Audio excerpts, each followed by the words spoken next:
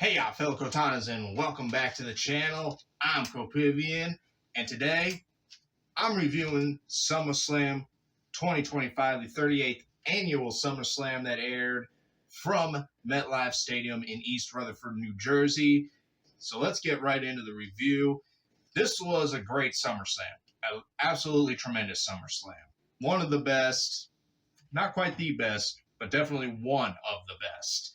So, night one, I'm going to get it started off with the women's championship match between current champion still, Tiffany Stratton, and number one contender at that point in time, Jade Cargill, the Storm. Honestly, I thought that Jade Cargill was going to come out of this with the victory, but I'm interested to see what exactly is going to be cooked up for Tiffany Stratton down the road, because I'm always interested to go, all right, well, I thought it was going this way, but maybe something else is going to get cooked up that's going to be maybe even more memorable than what happened here. Well, can't wait to find out. Tiffany Stratton remains your women's champion for now.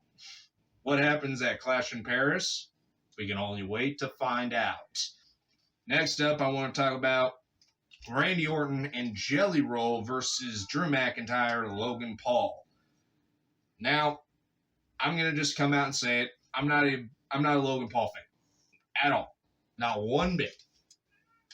But I give him the respect where his respect is due. He has done amazing not only in the realm of WWE but in professional wrestling. Period. He has done some of the craziest spots, but also some of the best stories, and has been a part of some of the greatest moments in recent WWE TV.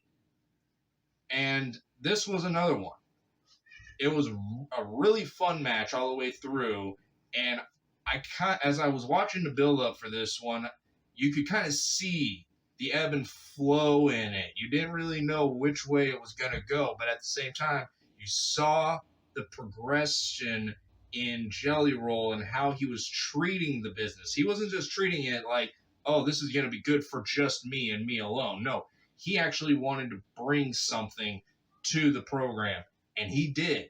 He brought something that I didn't think I'd ever see out of Jelly Roll. What he was able to pull off, the performance that he was able to pull off in that ring on SummerSlam, night one, was nothing short of memorable and was nothing short of amazing. It was a really good match, solid tag team action all the way through. I can't be mad at it at all. Staying on the tag team stuff, we got the tag titles, the women's tag titles, mind you, between Judgment Days, Raquel Rodriguez, and Roxanne Perez, versus the frenemies, more or less, Charlotte Flair and Alexa Bliss. This story between Flair and Bliss is juicy, to say the least. There's so much sustenance there. So much that can be done there. I mean, these stories, there's been times where they've done stories like this and it hasn't worked. Then there's been those times where it's worked tremendous. This is one of those times where it's working better than you could have hoped for. Because honestly, when I first heard about these two becoming a tag team, I was like, well, we'll see what happens, but can they work together? Can they be a tag team? Well, they can, because they are not only a tag team, but they are the women's tag team champions, and that finish was amazing. Was a great finish. Didn't know if Charlotte was gonna blast Alexa and have the big turn already, but we got a lot more months, at least weeks, of fun with the segments between Alexa and Charlotte, and I'm here for it. It's gonna be a lot of fun. Next up, we got another tag team match with Roman Reigns in main event, Jey Uso versus Braun Breaker and Bronson Reed. You do a certain number of matches that are kind of the same. How does the DNA change? How do they have their own identity each match? These three tag team matches will not be called the same match 3 times in one night. Roman Reigns, Jey Uso, a great tag team there. Always fun to watch them work. Always fun to just the brutality. That's what I'll call this one. This one was brutality. Not taking anything away from Rhea Ripley, mind you. She's got her own brutality. But yeah, I mean, this was definitely one of those tag team matches that without weapons, without the match needing weapons, this one was way up there in the upper echelon. This one disappointed me, actually, though. Sami Zayn versus Karrion Kross. And I'll tell you why it disappointed me.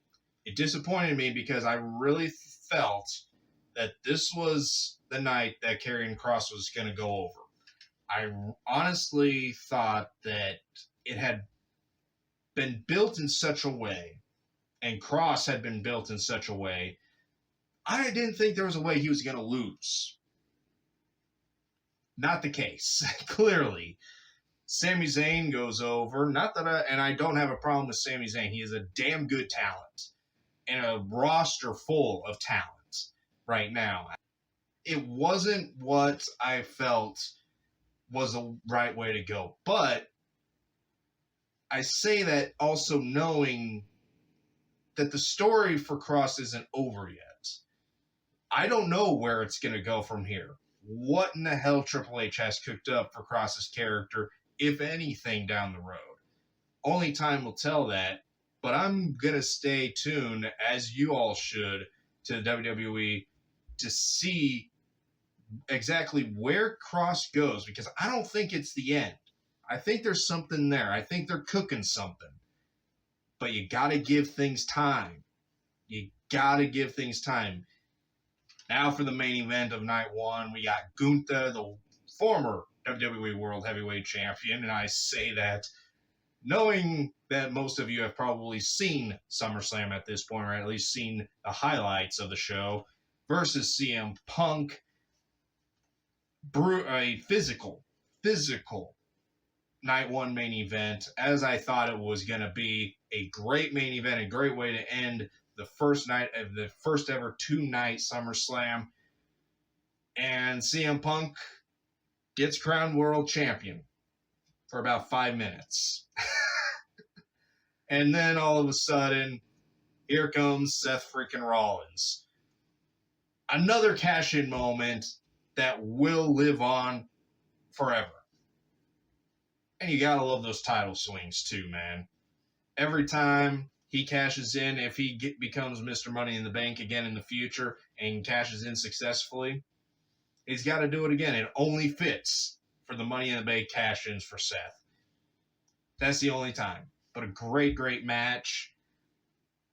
A little bit of blood in there just to add a layer of who the hell is going to win this. You got to love that layering. You got to love...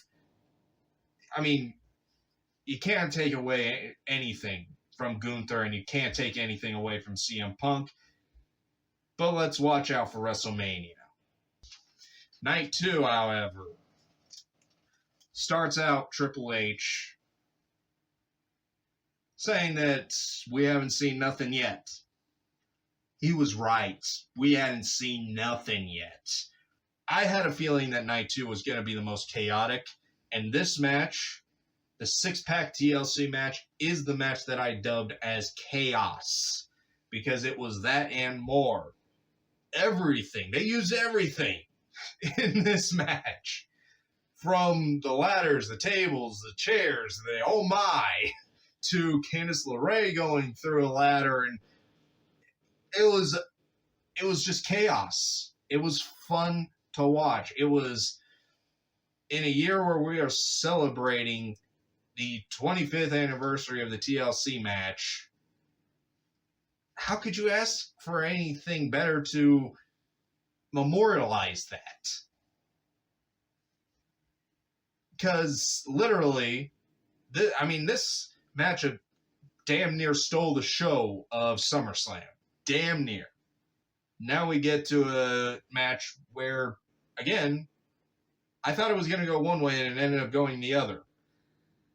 Intercontinental Championship between Dominic Mysterio and AJ Styles. Really thought AJ was going to win it here. But it was a solid match, and I love that tribute to Eddie. It was an amazing tribute. Awesome car. Love that car. And AJ Styles, his gear, man, it was really well done. That's the Latino Heat flames and multicoloration and everything it just felt so Eddie, and it felt so right for that match in that moment.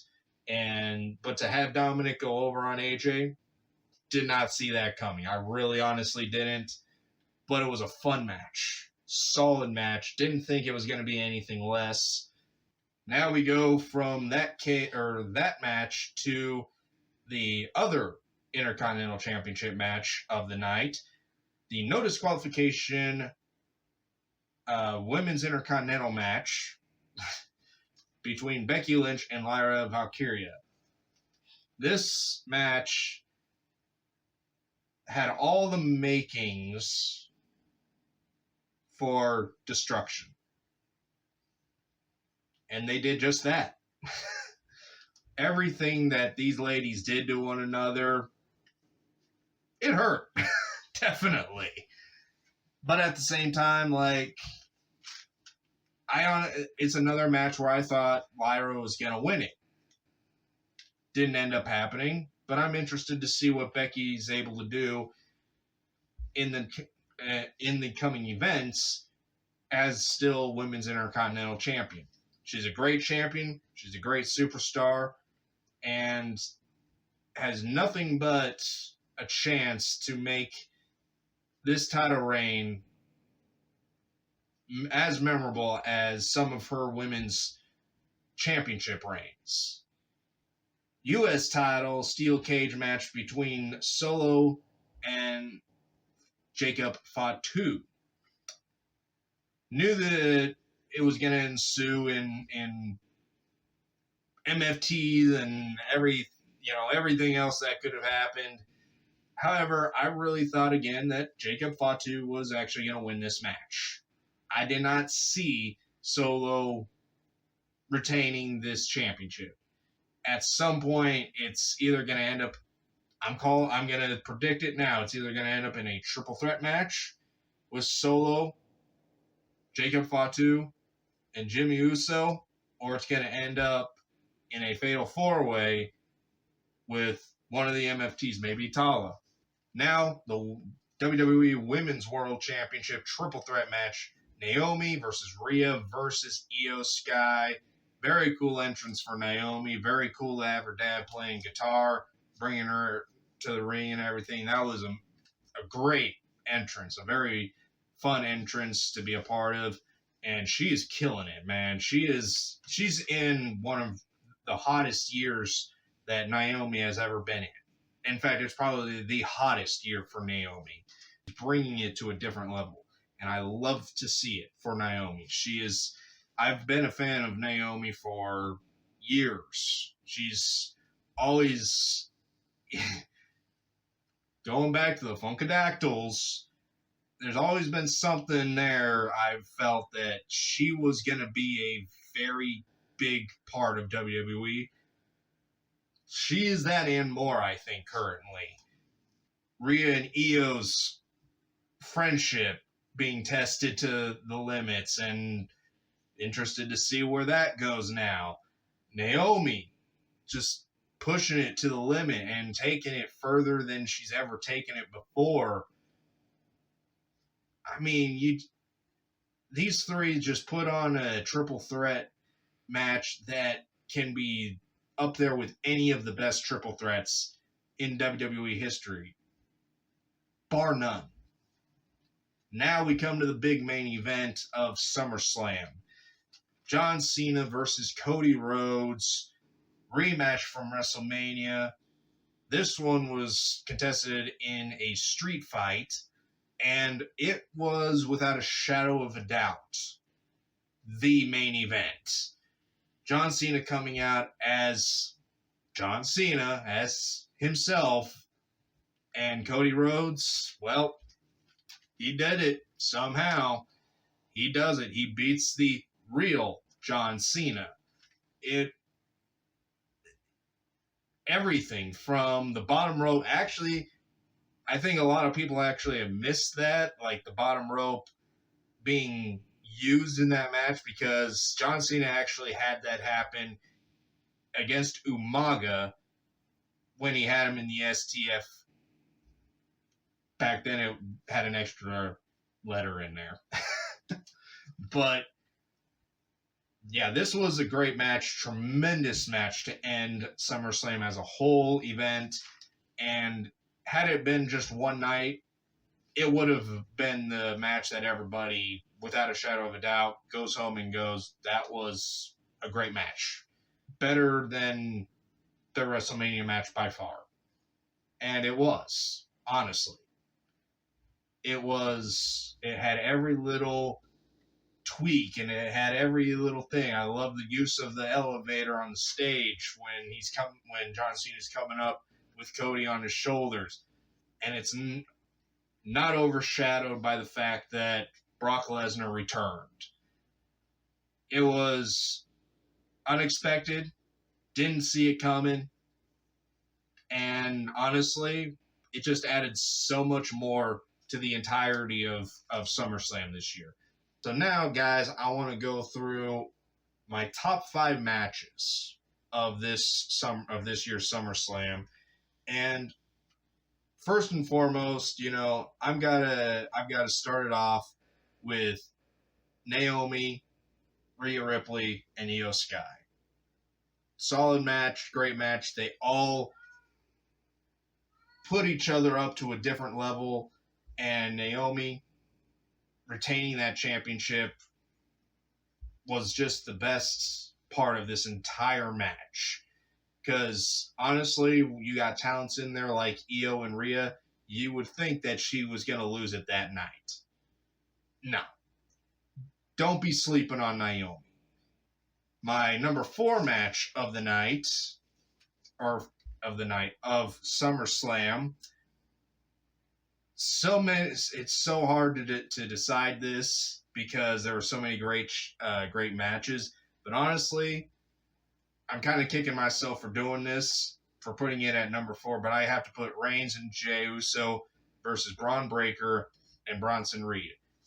It was a great match. It was a freaking fantastic match all the way through, and it had everything that rivalry needed to have at a match at SummerSlam.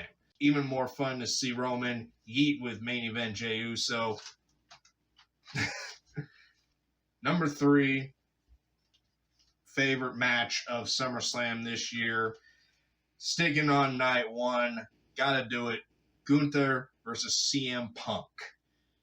Didn't go to a point where it ever felt like one side had it over on the other.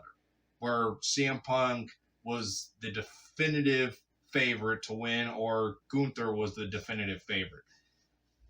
They kept it even, right at a good level, and carried that throughout that entire match. Just fun to watch. My number 2 favorite, we're going to night 2 for this one. It's got to be the 6-pack TLC match. Chaos. People going through ladders. Not much more can be said.